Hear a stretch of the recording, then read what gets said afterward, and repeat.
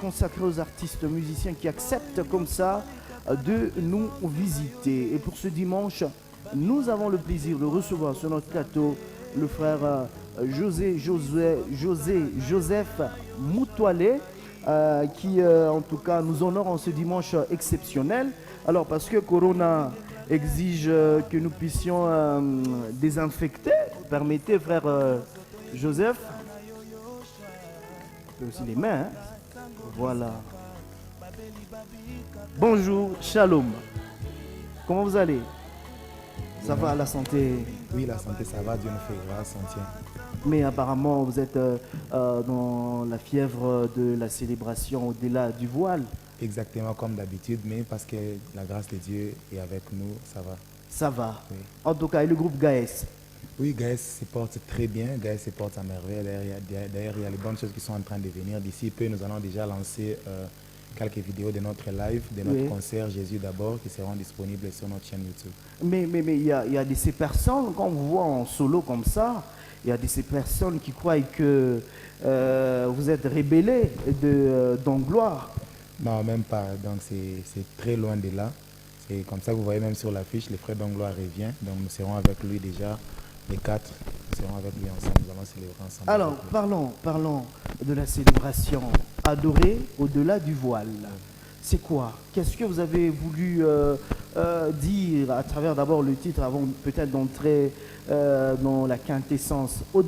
Adorer au-delà du voile, c'est quoi? Exactement, si nous prenons la configuration du temple de Salomon, et vous allez comprendre que le temple avait trois parties.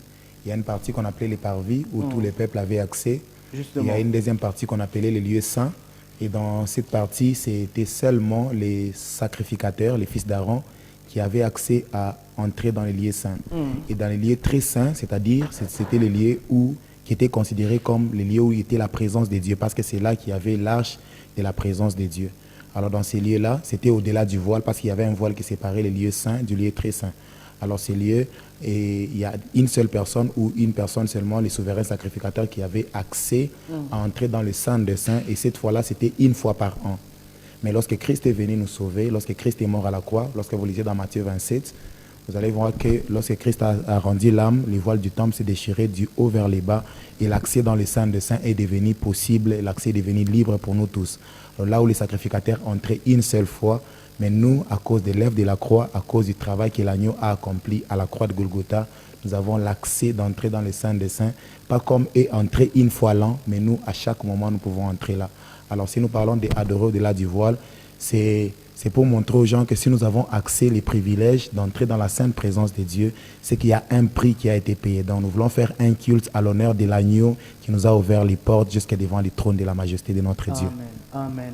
Et donc là où seulement les principaux sacrificateurs qui entraient, mais aujourd'hui, n'importe qui peut entrer, non, même un pécheur peut entrer. Non.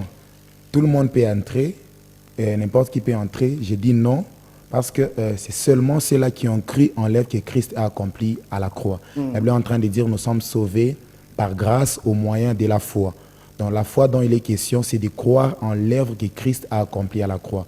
Parce que lorsque les sacrificateurs entraient dans le lieu très saint, ils entraient pour les péchés du peuple, mais en même temps, dans Hébreu, on est en train de nous faire voir aussi comment est-ce qu'il était imparfait. Il n'entrait pas seulement pour les péchés du peuple, il entrait aussi pour ses propres péchés. On nous fait voir la différence entre la sacrificature selon l'ordre d'Aaron et la sacrificature selon l'ordre de Melchisédek. On nous fait voir la sacrificature de Jésus. Alors si nous croyons au travail qu'il est venu faire, il dit, tu n'as agréé ni offrande ni holocauste pour les péchés, tu m'as formé un corps pour faire ta volonté. La volonté de Dieu dont il était question, c'était de ramener l'homme dans la sainte présence de Dieu, à la place que l'homme avait perdue dans les jardins d'Éden. Et par l'œuvre de la croix, Christ est venu nous redonner, nous restaurer dans notre position initiale.